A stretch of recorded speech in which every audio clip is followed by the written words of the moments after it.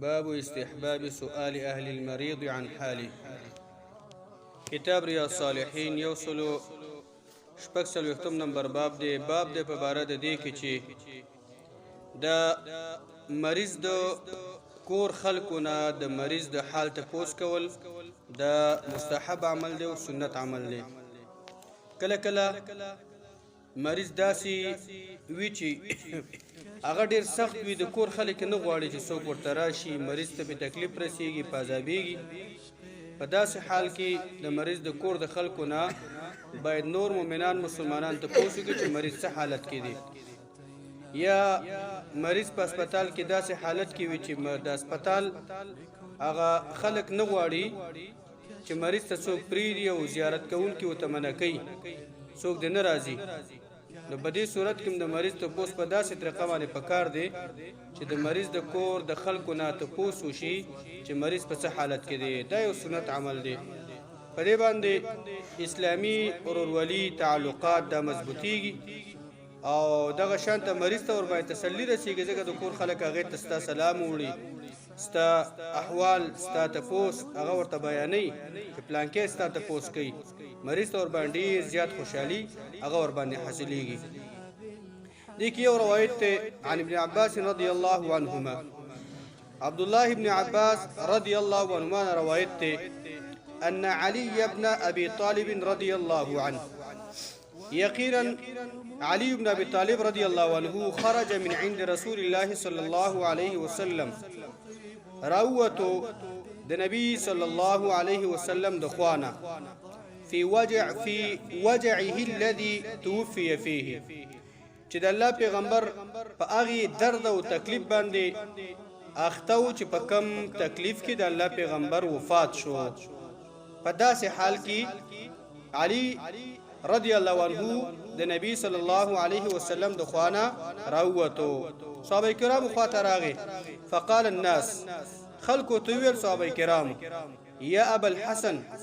اے د حسن پلارا، کیف اصبح رسول الله صلی الله علیه وسلم، د الله پیغمبر صلی الله علیه وسلم په کوم حالت کې سبا کو، د الله د پیغمبر حالت څنګه دی؟ قال، هغه ورته ویل اصبح بحمد الله بارئا، د الله شکر دی چې د الله پیغمبر په داسې حالت کې سبا کړی چې هغه روغ دی، د بل وخت نه ښه دی. یعنی یو خبره دا چې د الله پیغمبر صلی الله علیه وسلم هغه د خوای طرف ته تللی و، نو د الله د پیغمبر حالت هغه هغوی ته بیان کو. یا مومن مسلمان له پکار دی هر حالت باندې شکر وبس، الحمدلله چې د الله پیغمبر په حالت کې هغه سبا کړی دی. علي رضی الله چې و په نبی سلام په خاندان کې د الله پیغمبر صلی الله علیه وسلم ته ډیر زیات د نږدې خلکو نه. بخاری مسلم روایت دی چې نبی صلی الله علیه وسلم علیه زمو ته ویل اما ترضى ان تكون مني بمنزله هارون من موسى الا انه لا نبي بعدي. علي وی خبره داده ته نه خوشحالیږي ته زمانه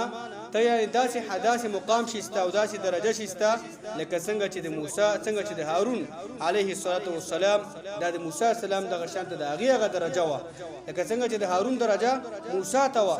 خو مګر فرق پکې دا دی ستا او د هارون چې د ما نه وروسته پیغمبر نه راځي، ته به پیغمبر وې، یعنې ته ما ته ډېر زیات نږدې. اولې به نږدې نه و چې نبي صلی الله علیه وسلم دغه شان در ترز یو، او بل دا چې د الله پیغمبر صلی الله علیه وسلم د خوږې لور د فاطمه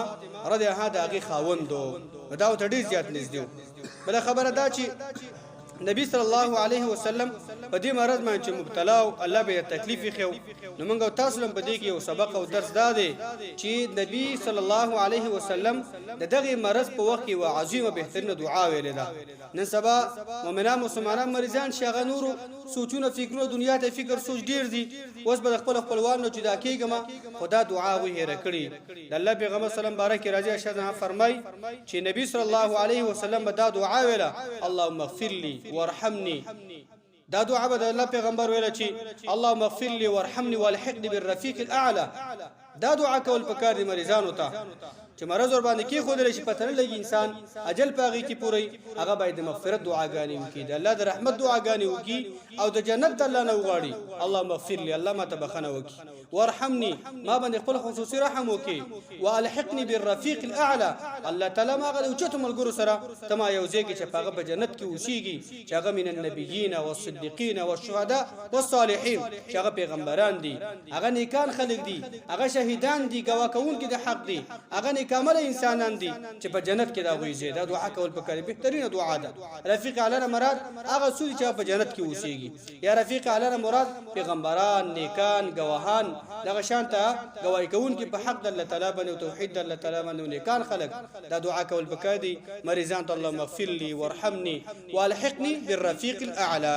الله تعالی به خبرو متاسمه کو توفیق راکړي وصلی الله علی نبینا محمد